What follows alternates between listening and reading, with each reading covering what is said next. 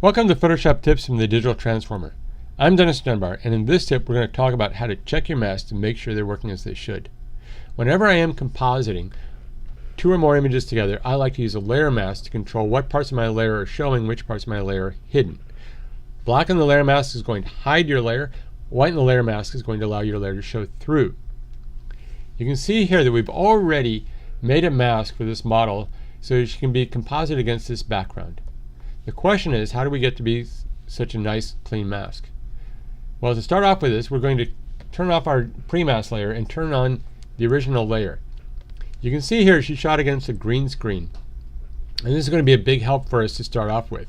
I don't always get images shot against green screen, but in this particular case, it's going to work really nicely for us. Because there's so much green in the background, and because there's almost no green in her, we can use color range selection to start off our mask. So we're going to come over here to select color range, and you can see here the selections we have already are working pretty good.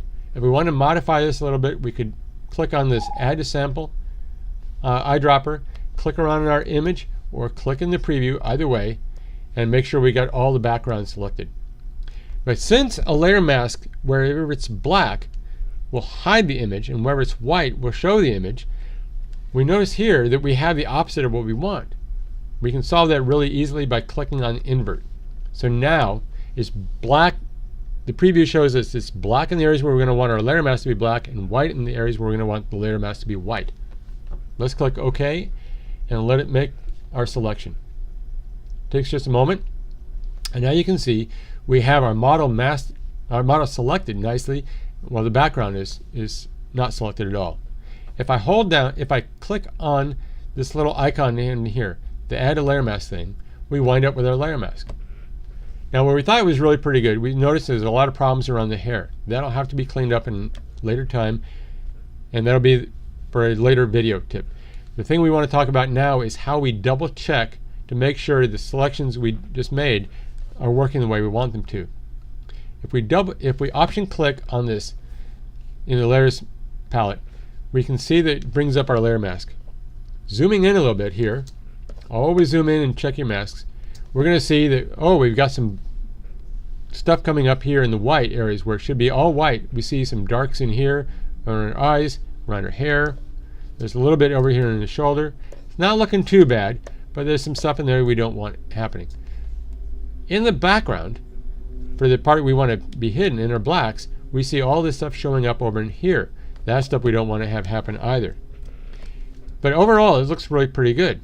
Or is it that good? Here's the tip, and here's the trick that I'm sharing with you today.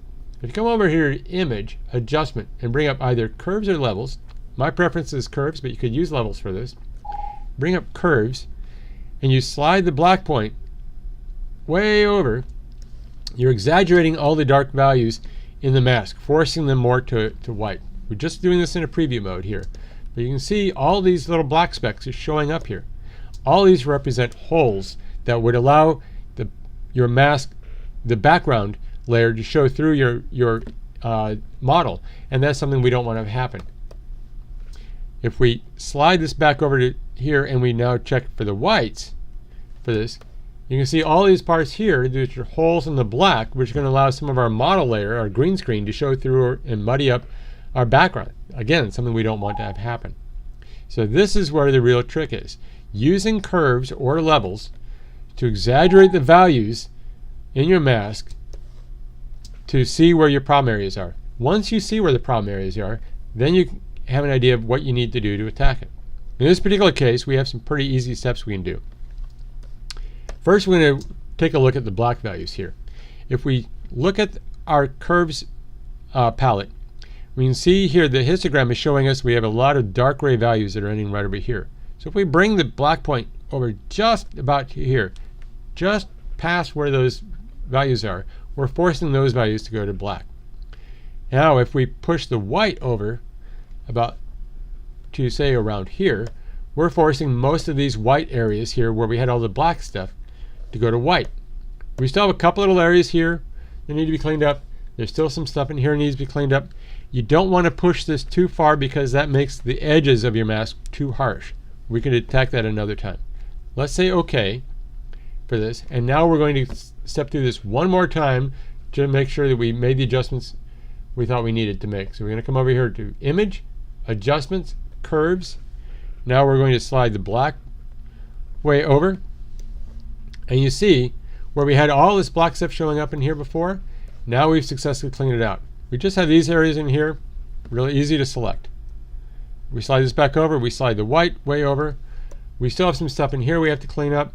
We could use a burn tool, we could select it and fill it with the paint bucket. We could use a brush tool in some of these areas. There are lots of ways we can do it, but now that we're able to see where we need to work on it, we can work on this stuff and make sure our mask is doing just what it should. And that's what today's tip is, using the curves or the levels adjustment to double check the values in your mask. By exaggerating these values, you're able to see where your potential problems are, and once you know where they are, you can figure out a way to solve them. That's the tip for today. Hope to catch you for the next one. Thanks a lot.